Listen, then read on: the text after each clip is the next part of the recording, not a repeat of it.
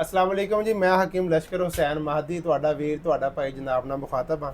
ਇਹ ਕਾਰੀ ਸਾਹਿਬ ਨੇ ਤੇ ਇਹ ਮੇਰੇ ਕੋਲ ਨਾ 1 ਮਹੀਨਾ ਪਹਿਲੇ 1 ਮਹੀਨਾ ਪਹਿਲੇ ਕਾਰੀ ਸਾਹਿਬ का तकरीबन 1 महीना 20 दिन हो गए होंगे। हाँ 20 दिन तकरीबन हो गए ने। ਦਵਾਈ ਮਹੀਨੇ ਦੀ ਲੈ ਗਏ ਸੀ ਕਿ 15 ਦਿਨ ਦੀ? नहीं तकरीबन 20 दिन दी हुई सी वो।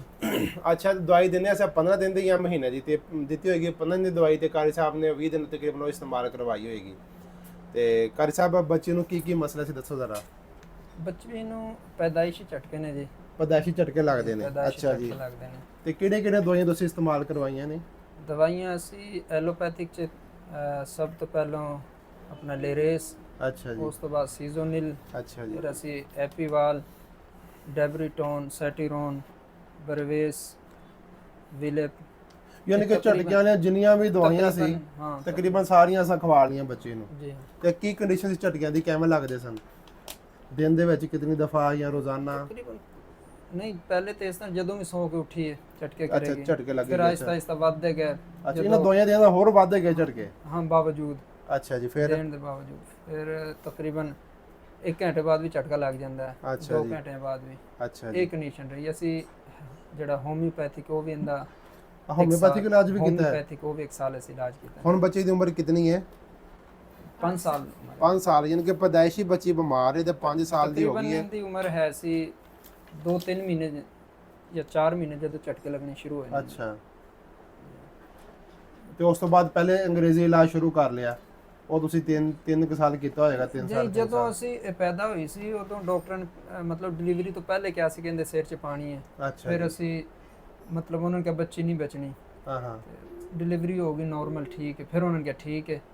ਫਿਰ ਅਸੀਂ ਇਹਦਾ ਅਲਟਰਾਸਾਊਂਡ ਵਗੈਰਾ ਕਰਾਇਆ ਸਿਰ ਦਾ ਤੇ ਉਹਨਾਂ ਨੇ ਕਿਹਾ ਜੀ ਪਾਣੀ ਹੈ। ਫਿਰ ਅਸੀਂ ਨੈਰੋ ਸਰਜਨ ਕੋਲ ਗਏ, ਚਿਲਡਰਨ ਹਸਪੀਟਲ। ਅੱਛਾ ਜੀ, ਸੀਨੀਅਰ ਨੈਰੋ ਸਰਜਨ ਉੱਥੋਂ ਦੇ। ਹਾਂਜੀ, ਉਹਨਾਂ ਨੇ ਕਿਹਾ ਪਾਣੀ ਨਹੀਂ ਹੈ, ਦਿਮਾਗ ਦੀ ਕਮਜ਼ੋਰੀ ਵਗੈਰਾ ਇਹਨੂੰ।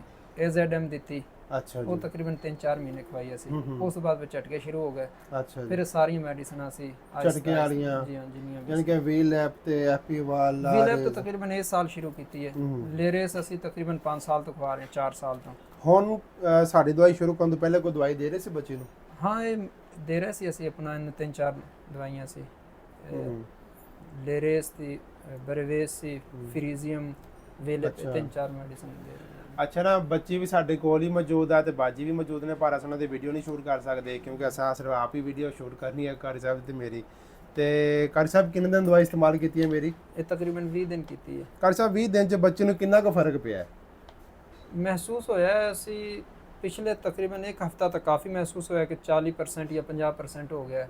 ਅੱਛਾ ਜੀ, ਤੇ ਹੁਣ ਤਕਰੀਬਨ ਇੰਨਾ ਹੈ। ਯਾਨੀ ਕਿ 40-50% ਬੱਚੀ ਸਾਡੀ ਬਿਹਤਰ ਹੋਈ ਹੈ। ਜੀ ਹਾਂ, ਪਹਿਲੇ ਇਸ ਤਰ੍ਹਾਂ ਸੀ ਰਾਤ ਨੂੰ ਉੱਠ ਕੇ 2-3 ਵਾਰ ਝਟਕਾ ਕਰਦੇ, 4 ਵਾਰੀ ਵੀ ਕਰਦੀ ਸੀ। ਅੱਛਾ ਜੀ, ਹੁਣ ਰਾਤ ਨੂੰ ਕਦੇ ਇੱਲਾ ਮਾਸ਼ਾਅੱਲਾ ਕੋਈ ਕਦੀ ਵਾਰੀ ਉੱਠੇ ਝਟਕਾ ਕਰੇ। ਕਿਉਂਕਿ ਕਾਰੀ ਸਾਹਿਬ ਤੁਹਾਨੂੰ ਮੈਂ ਪਹਿਲੇ ਦੱਸਿਆ ਕਿ ਹਾਂਜੀ ਝਟਕੇ ਨਾ ਆਹਿਸਤਾ ਆਹਿਸਤਾ ਦਾ ਵਫਾ ਵੱਧਦਾ ਰਹਿੰਦਾ ਤੇ ਫਿਰ ਆਹਿਸਤਾ ਆਹਿਸਤਾ ਖਤਮ ਹੋ ਜਾਂਦੇ ਨੇ। ਨਹੀਂ ਫਰਕ ਹੈ ਇਹਨਾਂ ਦਾ, ਅਫਾਕ ਆ ਰਿਹਾ ਕਾਫੀ ਹੱਦ ਤੱਕ। ਦੇਖੋ ਇੱਕ ਬੱਚੀ ਪੈਦਾਇਸ਼ੀ ਬਿਮਾਰ, ਫਿਰ ਕਾਰੀ ਸਾਹਿਬ ਕਹਿੰਦੇ ਨੇ ਕਿ 3-4 ਮਹੀਨੇ ਦੇ ਸੀ ਤੇ ਝਟਕੇ ਲੱਗਣਾ ਸ਼ੁਰੂ ਹੋ ਗਏ ਬੱਚੇ ਨੂੰ। ਫਿਰ ਉਹ ਵੀ ਇਲਾਜ ਕਰਦੇ ਰਹਿ ਗਏ। ਫਿਰ ਐਲੋਪੈਥਿਕ ਹਰ ਕਿਸਮ ਦੀ ਦਵਾਈ ਕਾਰੀ ਸਾਹਿਬ ਨੇ ਬੱਚੇ ਨੂੰ ਇਸਤੇਮਾਲ ਕਰਵਾਈ ਜਿਹੜੀ ਕਿ ਝਟਕਿਆਂ ਨੂੰ ਰੋਕਣ ਵਾਸਤੇ ਇਸਤੇਮਾਲ ਹੁੰਦੀ, ਤੇ ਉਹਨਾਂ ਦੇ ਨਾਲ ਮਜ਼ੀਦ ਝਟਕੇ ਵਧੇ ਗਿਆ, ਕੰਮ ਨਹੀਂ ਹੋਏ।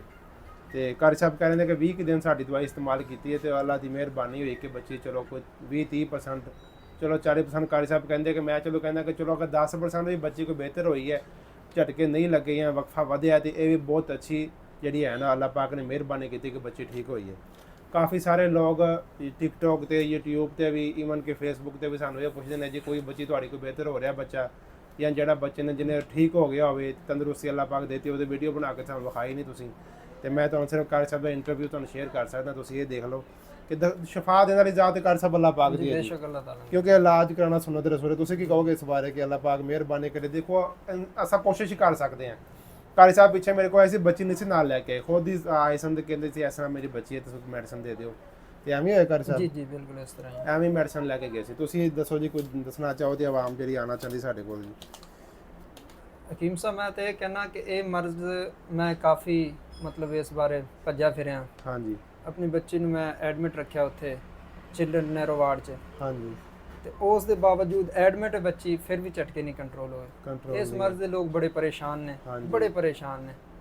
ਤੇ ਕਾਰੀ ਸਾਹਿਬ ਲੋਕ ਹੋ ਵੀ ਬਹੁਤ ਜ਼ਿਆਦਾ ਗਏ ਨੇ, ਬੱਚੇ ਬਹੁਤ ਜ਼ਿਆਦਾ ਨੇ, ਬਹੁਤ ਜ਼ਿਆਦਾ। ਜੀ ਹਾਂ, ਫਿਰ ਤੁਸੀਂ ਕਾਫੀ ਸਾਰੇ ਡਾਕਟਰਾਂ ਕੋਲ ਵੀ ਗਏ ਹੋਵੋਗੇ ਤੇ ਰਸ਼ ਵੀ ਵੇਖਦੇ ਹੋਵੋਗੇ ਤਕਰੀਬਨ ਕਿ ਅਸੀਂ ਕਿਤਨੇ ਆਪਣੀ ਕੁ ਪਹੁੰਚ ਬੱਚੇ ਦੇ ਨੇ। ਮੁਤਾਬਿਕ ਜਿਹੜੇ ਅਸੀਂ ਹਾਂਜੀ ਵੱਡੇ ਵੱਡੇ ਜਿਹੜੇ ਡਾਕਟਰ ਨੇ ਲਾਹੌਰ ਦੇ ਬੱਚਿਆਂ ਦੇ ਨੈਰੋ ਫਿਜ਼ੀਸ਼ੀਅਨ ਅਸੀਂ ਤਕਰੀਬਨ ਉਹ ਸਾਰਿਆਂ ਕੋਲ ਇਹਦਾ ਇਲਾਜ ਕਰਵਾਇਆ। ਅੱਛਾ, ਇਹ ਦੱਸੋ ਕਿ ਸਾਡਾ ਇਲਾਜ ਮਹਿੰਗਾ ਤੇ ਕੋਈ ਨਹੀਂ, ਨਹੀਂ ਨਹੀਂ ਉਸ ਦੀ ਨਿਸਬਤ ਤਾਂ ਕੋਈ ਨਹੀਂ ਤੇ ਇਹ ਵੀ ਮਹਿੰਗਾ। ਦੱਸੋ ਕਿ ਸਾਥ ਮੁਹੱਬਤ ਕਰਦੇ ਕਿ ਨਹੀਂ ਕਰਦੇ? ਬਾਕੀ ਮੇਰੀ ਵੀ ਤੁਹਾਡੇ ਸਾਹਮਣੇ ਇਹੀ ਗੁਜ਼ਾਰਿਸ਼ ਹੈ ਕਿ ਬੜੇ ਕਮਜ਼ੋਰ ਲੋਕ ਵੀ ਵੇਖੇ ਨੇ ਇਸ ਮਾਮਲੇ 'ਚ, ਹਾਂਜੀ ਤੇ ਤੁਸੀਂ ਖੁਸੂਸੀ ਉਹਨਾਂ ਨਾਲ ਮੁਹੱਬਤ ਕਰਿਆ ਕਰੋ। ਇਨਸ਼ਾਅੱਲਾ ਇਨਸ਼ਾਅੱਲਾ ਜੀ। ਖੁਸੂਸ- ਤੁਸੀਂ ਦੇਖਦੇ ਹੋ ਕਿ ਅਸਾਂ ਇਨਸ਼ਾਅੱਲਾ ਬਾਕੀ ਮੈਂ ਤਾਂ ਇਹੀ ਕਹਾਂਗਾ ਅਗਰ ਕੋਈ ਜ਼ਿਆਦਾ ਹੀ ਪਰੇਸ਼ਾਨ ਹੈ ਤੇ ਇੱਕ ਵਾਰੀ ਆ ਕੇ ਦੇਖੋ, ਅੱਲਾਹ ਤਾਲਾ ਹੋ ਸਕਦਾ ਇੱਥੋਂ ਸ਼ਿਫਾ ਲਿਖ ਦਿੱਤੀ ਹੋਵੇ। ਬਿਲਕੁਲ ਜੀ ਬਿਲਕੁਲ ਅੱਲਾਹ ਤਾਲਾ ਆਉਣਾ ਨੇ ਚਾਹੀਦਾ ਇੱਥੋਂ ਜੀ। ਸ਼ਿਫਾ ਲਿਖੀ ਵਾਲਿਦੈਨ ਹੋਵੇ। ਵਾਸਤੇ ਤੇ ਇਹੀ ਹੈ ਕਿ ਉਹਨਾਂ ਨੂੰ ਪਤਾ ਲੱਗ ਜਾਵੇ ਨਾ ਕਿ ਜੀ ਸਾਡੀ ਬੱਚੀ ਨੂੰ ਉਹ ਫਲਾਣੀ ਜਾਂ ਪਾਕਿਸਤਾਨ ਦੀ ਕਿਸੇ ਨੁੱਕਰ ਤੋਂ ਵੀ ਕੋਈ ਬਾਬਾ ਬੈਠਾ ਜਾਂ ਕੋਈ ਹਕੀਮ ਬੈਠਾ, ਕੋਈ ਡਾਕਟਰ ਬੈਠਾ, ਜਿੱਥੋਂ ਕੋਈ ਸ਼ਿਫਾ ਮਿਲ ਸਕਦੀ ਤੇ ਵਾਲਿਦੈਨ ਲੈ ਕੇ ਪਹੁੰਚ ਜਾਂਦੇ ਨੇ ਇੱਕ ਵਾਰੀ। ਤੇ ਐਸਾ ਕਹਿੰਦੇ ਕਿ ਤੁਸੀਂ ਇੱਕ ਵਾਰੀ ਵਿਜ਼ਿਟ ਕਰੋ ਤੇ ਅੱਲਾ ਮਿਹਰਬਾਨੀ ਕਰੇਗਾ ਕਿ ਤੁਸੀਂ ਸਾਡਾ ਇਲਾਜ ਨਾ ਵੀ ਕਰ ਸਕੋ, ਮਤਲਬ ਕਿ ਮਹਿੰਗਾ ਇਤਨਾ ਹੋਵੇ ਨਾ ਕਰ ਸਕੋ, ਤੁਹਾਨੂੰ ਅਸਾਂ ਇਨਸ਼ਾਅੱਲਾ ਜਿਤਨਾ ਤੁਸੀਂ ਅਫੋਰਡ ਕਰ ਸਕੋ ਉਸ ਹਿਸਾਬ ਨਾਲ ਤੁਹਾਨੂੰ ਇਨਸ਼ਾਅੱਲਾ ਕਰ ਲਾਂਗੇ। ਮੇਰਾ ਵੀ ਇਹ ਪੈਗਾਮ ਹੈ ਜਿਹੜੇ ਸੁਣਨ ਵਾਲੇ ਨੇ ਕਿ ਜ਼ਰੂਰ ਇੱਕ ਮਰਤਬਾ ਹਕੀਮ ਸਾਹਿਬ ਕੋਲ ਲੈ ਕੇ ਆਓ। ਅਸੀਂ ਇਹਨਾਂ ਤੋਂ ਮੁਤਮਈਨ ਹਾਂ। ਤੇ ਮੇਰਾ ਇਖਲਾਕ ਦੱਸੋ ਕਿ ਮੈਂ ਬਹੁਤਾ ਗੁੱਸਾ ਨਹੀਂ ਕਰਦਾ ਜੀ ਕਿਸੇ ਕਿਹੋ ਜਿਹੀ ਗੱਲ ਨਹੀਂ ਹੋਵੇ। ਨਹੀਂ ਮਾਸ਼ਾਅੱਲਾ ਬੜਾ ਅੱਛਾ ਅਖਲਾਕ ਹੈ। ਹਾਂਜੀ ਤੇ ਜ਼ਰੂਰ ਤੁਸੀਂ ਜਿਹੜਾ ਵੀ ਬੱਚਾ ਇਸ ਮਰਜ਼ 'ਚ ਮੁਬਤਲਾ ਹੈ ਉਹਨਾਂ ਦੇ ਵਾਲਿदैन ਨੂੰ ਚਾਹੀਦਾ ਹੈ ਕਿ ਉਹ ਇੱਕ ਮਰਤਬਾ ਜਿਹੜਾ ਉਹ ਜ਼ਰੂਰ ਲੈ ਕੇ ਆਣ ਇੱਥੋਂ।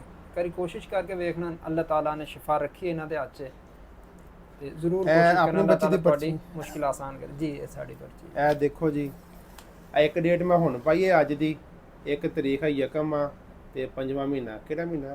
ਜਨਵਰੀ, ਫਰਵਰੀ, ਮਾਰਚ, ਅਪ੍ਰੈਲ, ਮਈ ਆ, ਯਕਮ ਮਈ ਹੈ ਜੀ ਤੇ 2024 ਹੈ। ਤੇ ਅੱਜ ਦੂਸਰੀ ਦਫਾ ਆਈ ਬੱਚੀ 20 ਦਿਨਾਂ ਬਾਅਦ ਤਕਰੀਬਨ। ਪਹਿਲੇ ਕਾਸ਼ ਸਾਹਿਬ ਐਵੇਂ ਦਵਾਈ ਲੈ ਗਏ ਸੀ। ਠੀਕ ਹੈ ਜੀ, ਅੱਲਾਹ ਪਾਕ ਤੁਹਾਨੂੰ ਤੰਦਰੁਸਤੀ, ਸਿਹਤ ਵਾਲੀ ਲੰਬੀ ਉਮਰ ਦੇਵੇ। ਆਪਣੇ ਬੱਚਿਆਂ ਦਾ, ਘਰ ਵਾਲਿਆਂ ਦਾ ਬਹੁਤ ਖਿਆਲ ਰੱਖਣਾ। ਸਾਡਾ ਸਲਾਮ ਹੈ ਜਨਾਬ ਨੂੰ। ਅੱਲਾਹ ਹਾਫਿਜ਼।